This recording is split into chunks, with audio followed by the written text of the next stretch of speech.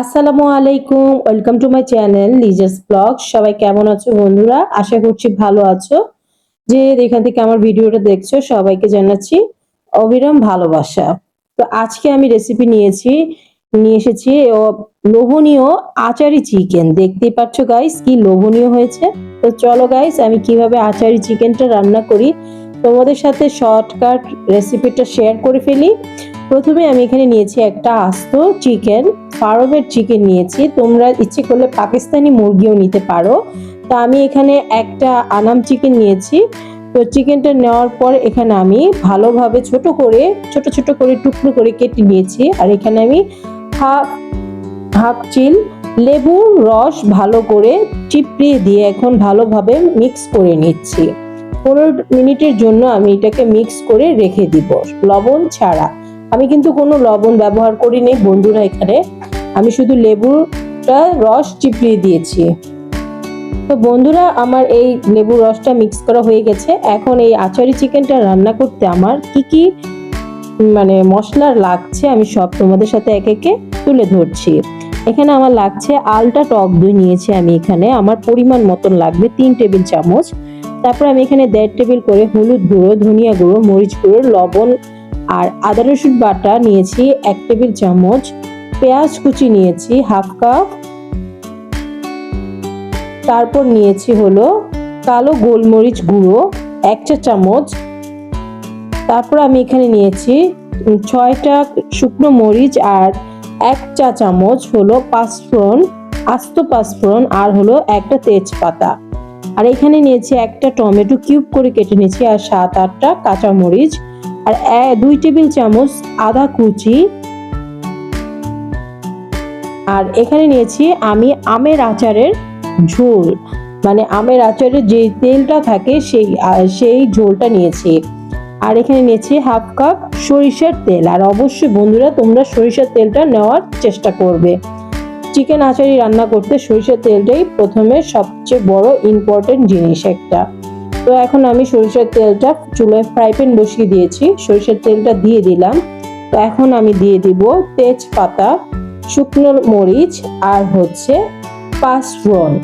ভালোভাবে এগুলোকে ভালো করে আমি ভেজে নিব, সুন্দর করে যেন একটা সুন্দর স্মেল আসে সেই পর্যন্ত 2-1 মিনিট অপেক্ষা করব আমরা।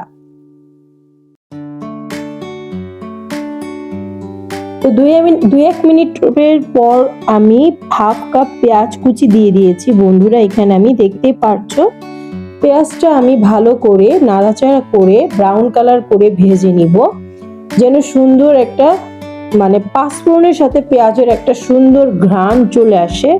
তো এখন আমি এই যে ভালোভাবে নাড়াচাড়া করে ভেজে নিচ্ছি।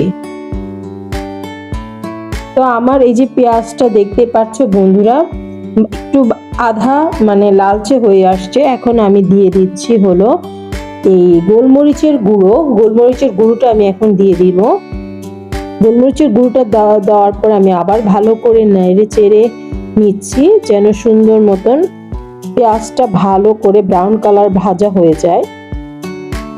তো এখন আমার পেঁয়াজটা প্রায় ভাজা হয়ে গেছে। তো আমি এখন লেবু দিয়ে চিপড়িয়ে যেই চিকেনটা ম্যারিনেট করে রেখেছিলাম, এখন আমি সেই চিকেনটা আমি এখানে দিয়ে দিলাম। তো চিকেনটা দেওয়ার পর আমি ভালোভাবে নেড়ে চেড়ে একটু ভেজে নিব, যেন একটা সুন্দর একটা ভাজা ভাজা হয় আর সুন্দর একটা স্মেল আসে, আর সুন্দর খাবারের স্বাদটাই যেন অন্যরকম স্বাদ হয়।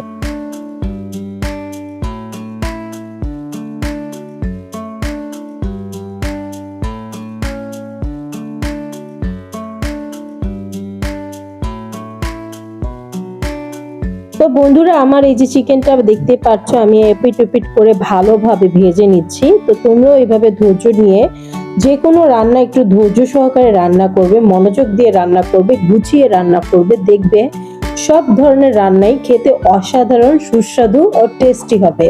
তা এখন আমার চিকেনটা যখন ভাজা হয়ে গেছে, এখন আমি হলুদ গুঁড়ো, ধনিয়া গুঁড়ো, মরিচ গুঁড়ো, লবণ 1.5 চা চামচ করে রেখেছিলাম, সব একসাথে মশলাগুলো আমি দিয়ে আবারও আমি সুন্দর করে এপিট ওপিট করে ভেজে নিব।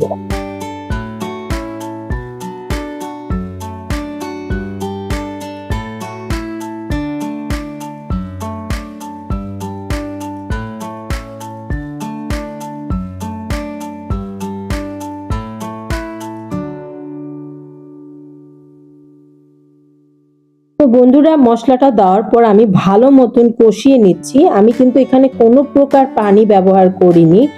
তো আমি এখানে একদম দেখতে পাচ্ছ যেই পানিগুলো উঠেছে সেই পানিগুলো দিয়েই ভালো করে কষিয়ে নিচ্ছি। আর এখন আমি এখানে দিয়ে দিব 2 টেবিল চামচ টক দই।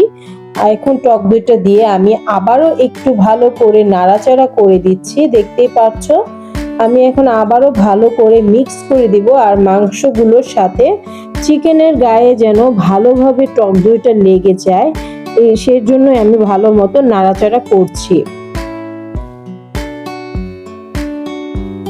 তো বন্ধুরা, আমি এখন দিয়ে দিচ্ছি টমেটো কিউব করে কাটা। তো আমি এখন ভালো করে নাড়াচাড়া করে নিব যেন সুন্দরভাবে আবারও যেন মশলাটা সুন্দরভাবে সব দিক থেকে একদম লেগে যায় আর সেদ্ধ হয়, সেই দিকটা ভালো করে খেয়াল রাখবে। আর আমি এখন এই যে দেখতেই পাচ্ছ আমি নাড়াচাড়া করে এখন আমি কিছু পরিমাণ মতন পানি দিয়ে দিব। এখানে পানি দিয়ে ঢেকে দিব। তো ঢাকনা দিয়ে যখন ঢেকে দিব তারপর আমি প্রায় 20 মিনিট পরে রান্নাঘরে আবার চলে আসছি। তো বন্ধুরা, আমি পানি দিয়ে ঢাকনা দিয়ে ঢেকে দিয়েছিলাম। 20 মিনিট পরে আমি চলে এসেছি। এখন আমার ঝোলটা কিছু আছে, আমি তারপর আরেকটু ঝোলটা কমাবো। তারপর আমি তোমাদের সাথে কালারটা দেখাচ্ছি, কি অসাধারণ আর এত সুন্দর একটা স্মেল, আচারি ভাবে আচারের মতন ঘ্রাণ আসতেছিল। আর আমি একটা জিনিস খেয়াল করেছো তোমরা হয়তো, আমি এই আচারি চিকেনে কিন্তু কোনো প্রকার গরম মশলা কিংবা গরম মশলা ফাঁকি কিছু দেইনি। এখন আমি দিয়ে দিচ্ছি হলো কাঁচামরিচ আর হচ্ছে আদা কুচিটা আমি এখানে দিয়ে দিচ্ছি। আর দিয়ে এখন আমি দিয়ে দিব হলো আচারের যেই ঝোলটা থাকে, আমি আমের আচার বানিয়েছিলাম সেই আমের আচারের ঝোলটা দিয়ে দিয়েছি 3 টেবিল চামচ। তো তোমরা ইচ্ছে করলে এটা নাও দিতে পারো, আর যদি এটা মানে দিতে চাও তাহলে অবশ্যই যে কোনো আচারের ঝোলটা দিলেই হবে। দেখবে খেতে অসাধারণ টেস্ট হচ্ছে। আর মানে তুমি যে খাবে তোমার গলা দিয়ে মানে তোমরা বুঝতে পারবে যে একটা খাবার অসাধারণ হয়েছে।